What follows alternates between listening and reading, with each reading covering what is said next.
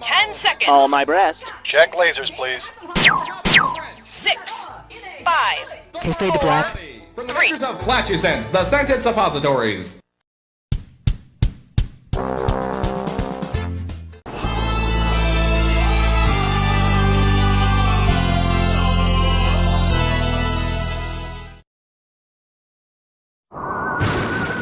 It's Halloween time, my frightful fiends, and Disneyland is ours!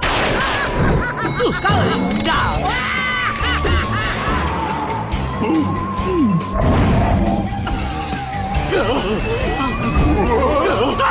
With Space Mountain Ghost Galaxy and World of Color Nighttime Water Spectacular, Halloween time at the Disneyland Resort is wicked fun for everyone.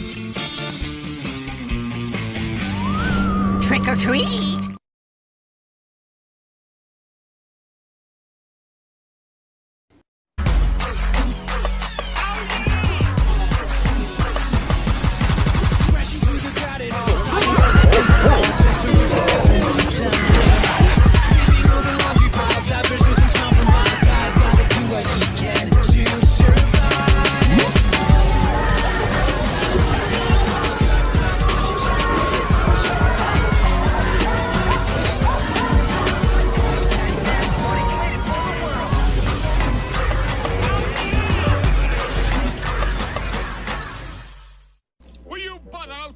Have you stalling this execution? Stalling? I'm not stalling anything. Yes, you are. No, I'm not. Yes, you are. You're doing it right now. I'm stalling. Yes! Stalling? Stalling! Stalling. Stalling! Hey, how's everybody doing out there? I'm the Loud House Critic, one guy with 1,000 views and all the episodes I must review. So now we come to the last Thursday of September, and next month is going to be really exciting, especially when we got 33 days left until the favorite holiday of mine comes. And we know what October is. Spook month, or known as Lucy Loud month. Well, there won't be too much with Lucy Loud episodes to be in that month, but I do have another guest star that's coming with me that happens to do with ghosts. Right now, as it is, I got a question for you guys. Have you ever wanted to see a rehashed episode of Raw Deal?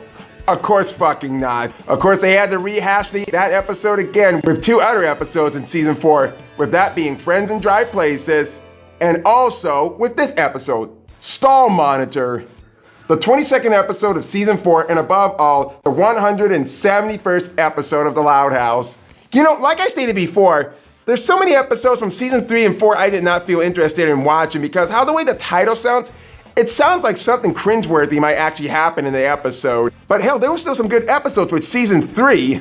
But with this episode, after hearing the title of it, I wasn't too surprised of what the episode was going to be about. And it really shows how much a Loud House episode shouldn't stall. But let's see how bad it is to delay a parent-teacher conference, even though we shouldn't stall.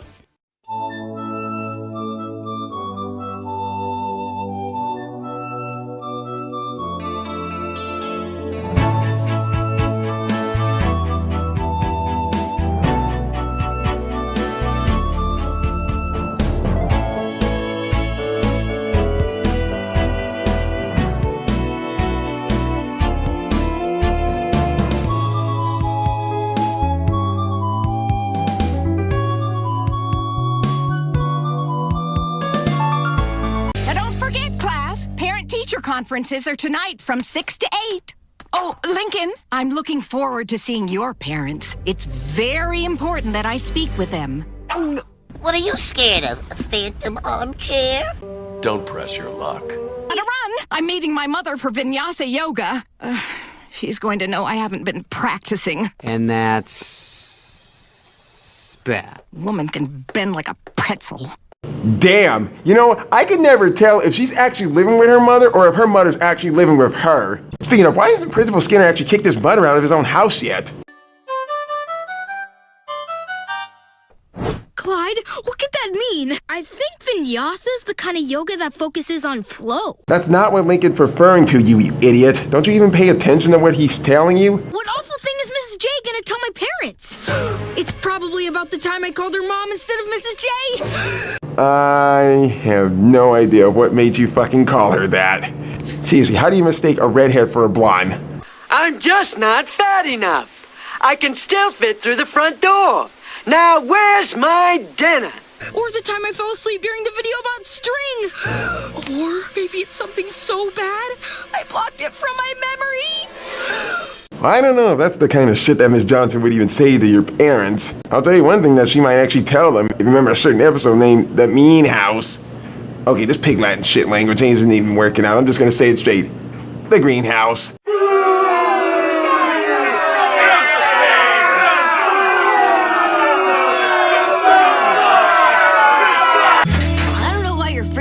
We've all called Mrs. Johnson Mom before. Dumbass. I don't get that shit. Why the fuck would even any one of these kids would call a teacher their mom?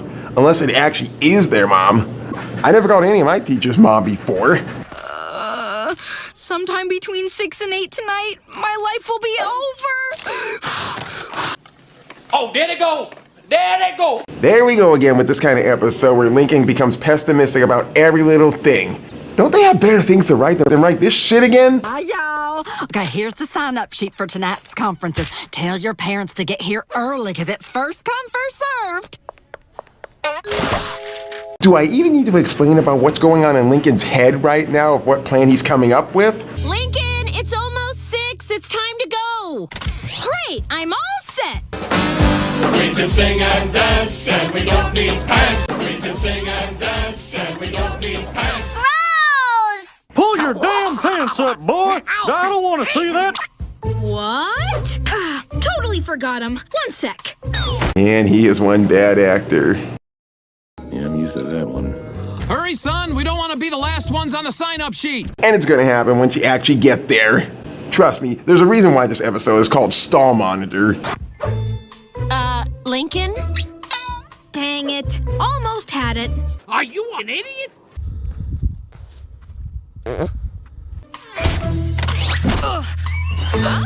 Oh, Christ. This is the kind of shit that irritates me in a Loud House episode. Lincoln knows he's actually doing something to make himself not only look stupid, but to look completely ridiculous. I just hate how they just dumb Lincoln down to Lenny's level. Hey! Well, it's true. Actually. God damn. Oh, hey, before we even move on, I want to point out a bunch of things about these people. First of all, see the little girl right on the right side? Something tells me that that's either girl Jordan or that's either girl Jordan's twin. I don't know who is actually deciding girl Jordan's design over and over differently again and again, but it feels like the people down there don't even give a shit about girl Jordan. Even I don't give a damn about her. She barely has any little development in her character. And I'm not too sure if that's even her mother or if it's that little cookie girl's mother who was actually in Lincoln Loud Girl Guru. Because that sort of design of girl Jordan, that may not be her actual twin. It actually might be her sister, like maybe her younger sister. And next to that woman, there's that MILF-looking mother who I kind of don't have sexuality feelings for anymore. And whatever happened to that little bratty SOB kid that she actually had in syrup? And did she just put him up for adoption and actually got herself a new son? And that woman with black hair, I think that might be Haiku's mother, considering she's got that little white streak in her hair. It's just my theory, even if I don't see Haiku actually there. Maybe because Haiku doesn't actually want to be seen with her mother. But more good surprises are actually going to come along the way. We got the last ding-dang slot. Called it. Welcome, y'all! Now, parents, you stay here and mingle while you wait to meet with Mrs. Johnson. And kids, follow this party train to the cafeteria! Chugga, chugga, chugga, chugga, chew with your mouth closed! Tell you one thing about this train, it's got a pretty big caboose. God damn! You didn't have to go and fucking hit me like that. Hey, you must be Zach's folks. What a fun use of tinfoil. It's to pick up alien signals. I smell a bozo. So now we come to the school cafeteria as Lincoln's plan is being put into action. What could possibly go, whoa, excuse me, and I can't say it, I'm not gonna end up getting hurt again. What could be bad about it? Yeah, that's it. You guys ready for phase 2? Oh, heck yes. I love that game. No, you idiot! Stay focused! Getting our parents to stall Mrs. J so there won't be any time left for Lincoln's parents.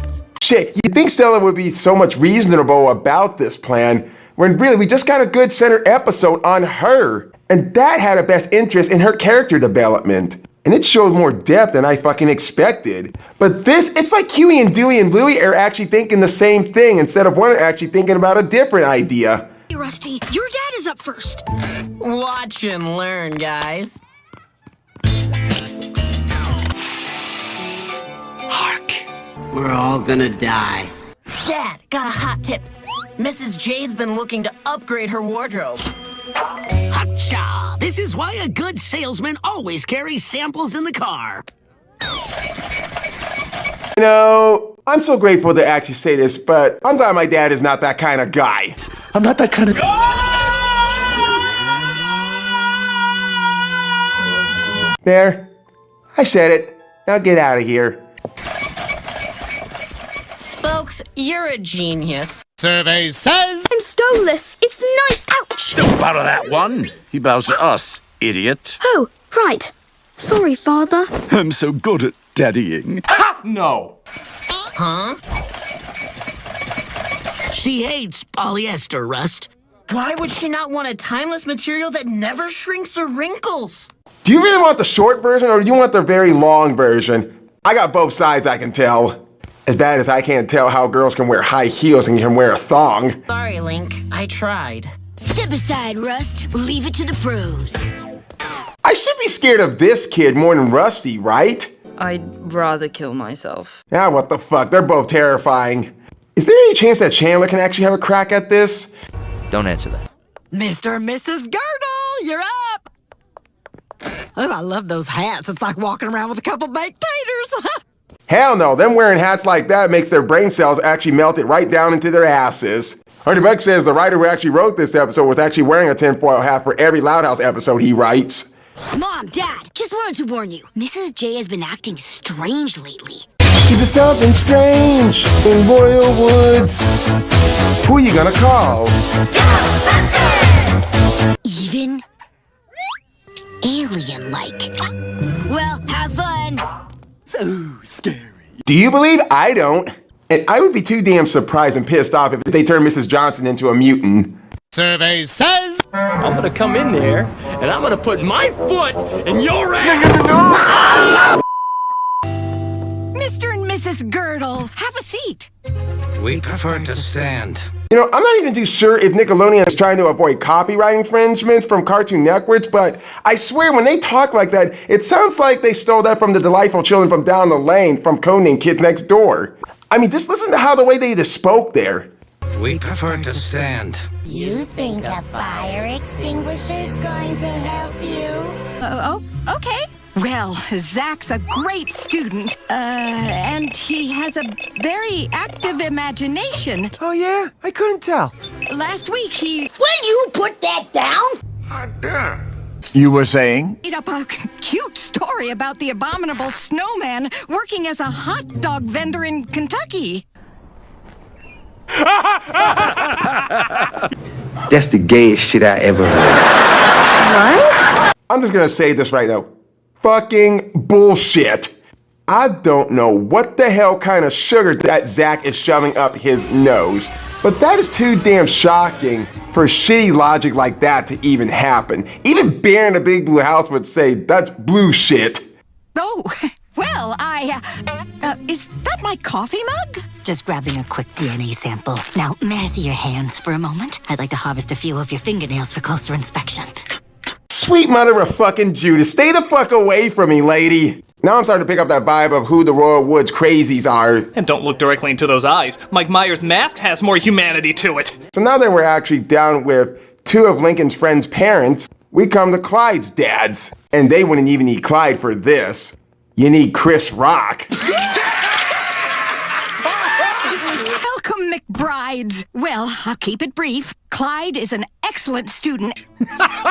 You can't be serious. And a delight in class. Oh yeah, he's special, all right. Thank you for coming. Actually, we have a few questions about classroom safety. Life jackets under the desks, you have them, yes? Well, actually... What's the UV rating on these windows? We assume you provide the students with sunblock?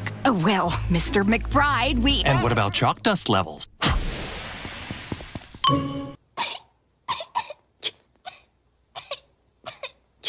I have absolutely nothing to say about these guys. Let's get on with the next kid's parents, which is Liam's. Liam, ready for your turn? Yep, I asked my meemaw to bring Carol Ann, so we'll be as golden as a fresh batch of biscuits. Especially if Carol Ann finds the present I left in my desk. Shit, Liam, when's the last time your parents even got laid in the barn? Shake like a hound dog, shake again. Oh, I low around in the old big pen. Oh, while some more, you'll know how. Roll around like an old fat sow. You must be Liam's meemaw. Oh, I've heard so much about you. Oh, likewise, Mrs. Johnson. And this is? Oh, Carol Ann. She's due any day now. That face on Miss Johnson, wait a second. Hashtag, I'm having a baby. You're an embarrassment to nature. Do you know that? Oh, she'll be fine. As long as she doesn't eat anything spicy. This is gonna hurt.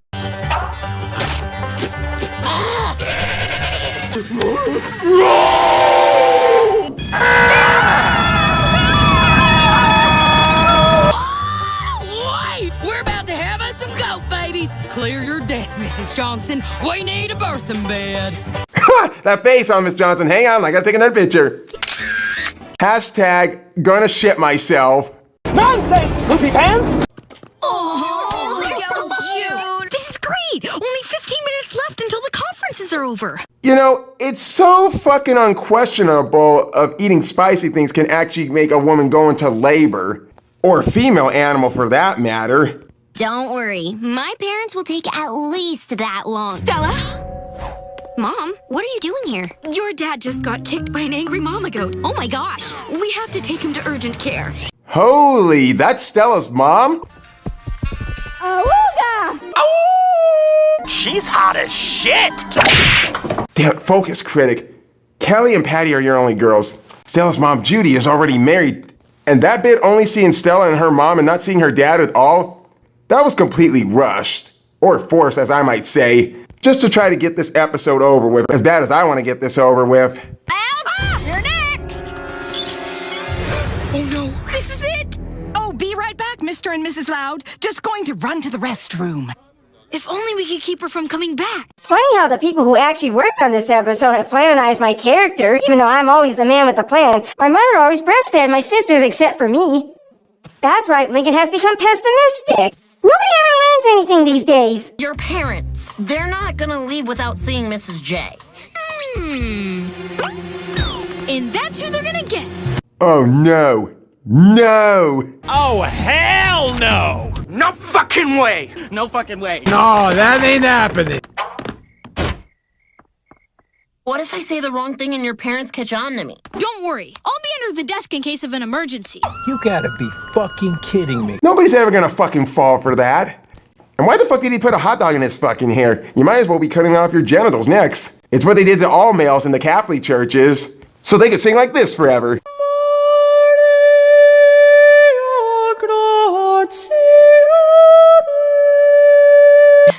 Don't tell my dad, but I see why Mrs. J digs these natural fibers. So breathable. Shit, man, don't do that. It will tighten the bra even more. Is it too late for this show to be about Liam instead? Mrs. Johnson, quick! There's a grammar emergency that needs immediate attention.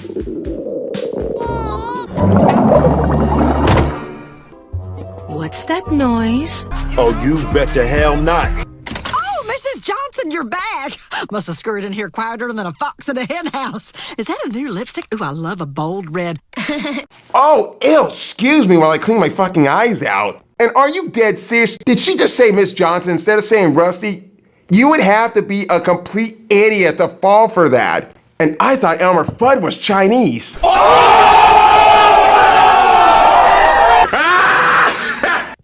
Hello. Have a seat.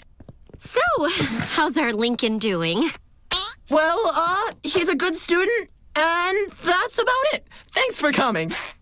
Seriously, did everybody who actually worked on this show have parents who were too dumb enough to not even tell it's somebody else in someone else's place? I'm just saying, because there have been so many Loud House episodes where most of the kids are in disguise of being as an adult, and most of the adults in the universe are pretty dumb to actually fall for it. Even Bob's Burger is a down-to-earth slice of life show, and yet they can actually tell it's their kids in disguise. Wow. This is the fastest parent-teacher conference we've ever been to. Stupid, dumb as fuck. Wait a minute. Reading a horse named Javier. My book club can't put it down. What's your favorite part? This ought to be good. Oh, I like the part where he was, Lincoln, stop it. This is not the time to jack off. What did you say? I said that Lincoln's a good jack. galloping, but then he grew wings and started to fly. I believe I can. Interesting interpretation. Anyway, thanks for coming in. Drive safe. Oh, namaste. I didn't know you were a fellow yogi. Seriously, are the parents really that dumb? He touched the butt. How long is this show gonna drag this stupid shit on? And this is gonna be a total real fucking drag. By that I mean of being tedious and unpleasant, but also Rusty is a boy wearing female garments. Yeah, we get the wordplay. May I continue? So then we come back to Clyde and Miss Johnson, which obviously Clyde's stalling plan doesn't even work so much. Lincoln contacts one of his friends to actually stall Miss Johnson long enough. The owner of a white sedan, please report to the parking lot. Your car is being towed. Gotta go fast! Gotta go fast! Gotta go faster, faster, faster, faster, faster! Moving at speed of sound, quick as hedgehog around. Got ourselves a situation, stuck in a new location without any explanation. No time for relaxation. Don't. Oh, Daisy, you're okay. I guess it was someone else's car. Cece, did she name that car Daisy? Daisy, Daisy, give me orange to do. Dang it. Should have seen that coming. Totally shit. This is gonna be hell. There's hell gonna be pay. Survey says. And always let your conscience be your... Thanks for the assist, Mrs. Johnson. You are quite the yogi. And you should come to my book club. We could use a fresh perspective. I don't know if it's the fact that it should be like Raw Deal or if it should later become Friends in Dry Places. At this point, the truth is bound to be revealed. Don't you hate liar reveals? Oh, Mrs. J. Rusty? Wow, it took you till springtime to figure that out. The fuck were y'all thinking about then? I like the hunk who made those noodles, and I think anything he cooks is delicious. Oh, think unsexy thoughts. Holy shit, that is disturbing. This isn't his fault. It's mine.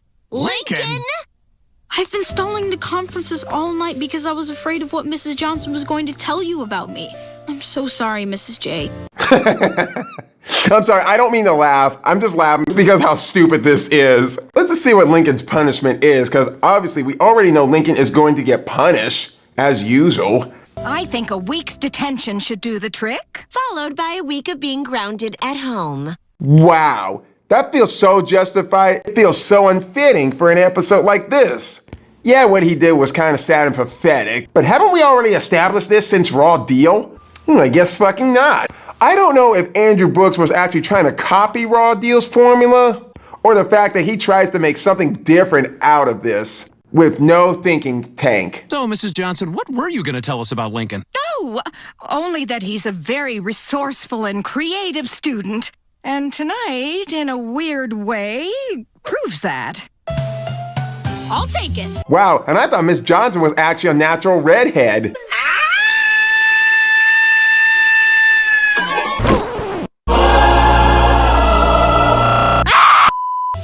Well, you all have a good evening. Oh, now hang on, Mr. Spokes. I'm afraid you've earned a little punishment yourself. Oh, this ought to be fucking charming. And somehow this actually marks the first punishment that Rusty actually gets, before he repeats it again in frame on you. Agnes, you really have been practicing, and I love that new lip color.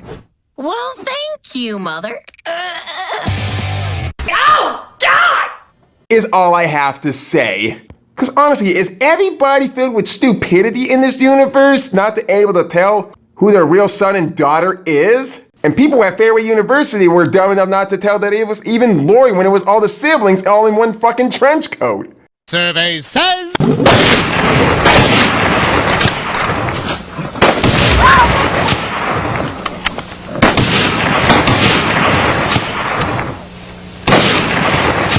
Well, now I've seen everything.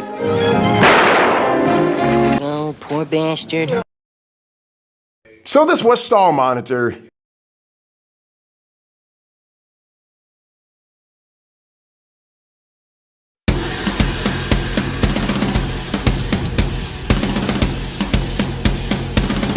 I cannot believe how poorly this episode was written and done. But let me get some of the good stuff out of the way first, because normally I would do the bad stuff, but I'm gonna go ahead and get some of the good stuff because there's really not a lot to say. Rusty getting punished at the very end was kind of funny to some people, even to me, even though this shit got repeated with Frame on You. And even though Lincoln does actually own to his mistake in the very end of the episode, he does learn a good moral of it, not to jump to conclusions real soon, but it's not good enough about how poorly executed it was. And even one of the best parts was seeing so much of Lincoln's friends' parents actually there. Even Stella's mom, damn was she hot, even with those glasses. But this is where my positive stuff has to end. Now let's get to all the bad stuff that didn't work very well with this. As I stated before, how it feels like it's Raw Deal all over again. Somehow the plot was a little predictable, and even the jokes felt a little bit forced, as the story itself did. And Lincoln being so fucking over dramatic, and even he doesn't even know what Miss Johnson's gonna say about him. Even he thinks that she's gonna say something bad about him, and his friends actually go along with this plan and not thinking about what the dire consequences was gonna be. Again, I expect Stella to be much the brains out of the entire group, but nope. I still like Stella, and I still love her mom. But anyway, there was actually no foreshadow or build-up about what Miss Johnson was actually gonna say about Lincoln during the conference.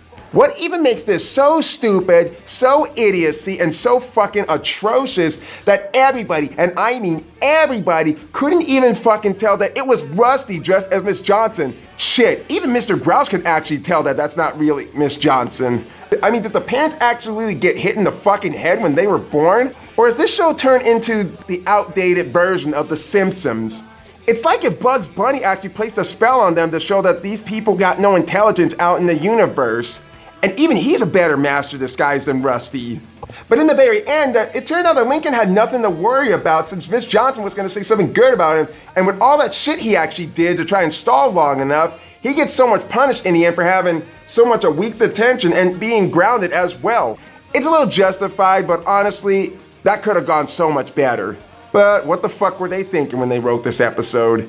Wait, did I say what were they thinking? What was Andrew Brooks thinking? So with this episode, it really irritated me, especially on Lincoln and Rusty. Wait, I'm wrong. The parents. You'd think they'd be smart enough to make the parents even smart to even tell that that's not Miss Johnson. Just like everybody at Fairway University couldn't even tell it was fucking Lenny being dressed as Lori. And how could they not even tell how the way she was talking? This episode was pretty weak and pretty irritated, and it's kind of how it's a big reason why Lincoln's character is Flananized. Sure, there were some good things with this episode, especially seeing some of the parents, but they're not enough to actually save this from being bad. In my opinion, I think it's safe to say it's better to watch Raw Deal instead of this. This has been the Loud House Critic. Let's start searching for a costume and get our trick-or-treating going for next month. Me time, a little room to breathe, time, a little quiet and peace I've never had. Guys, he's moving at night. He threw out his mirrors. He ordered bloody steaks. He has coffin polish. This guy is a vampire. Gasp!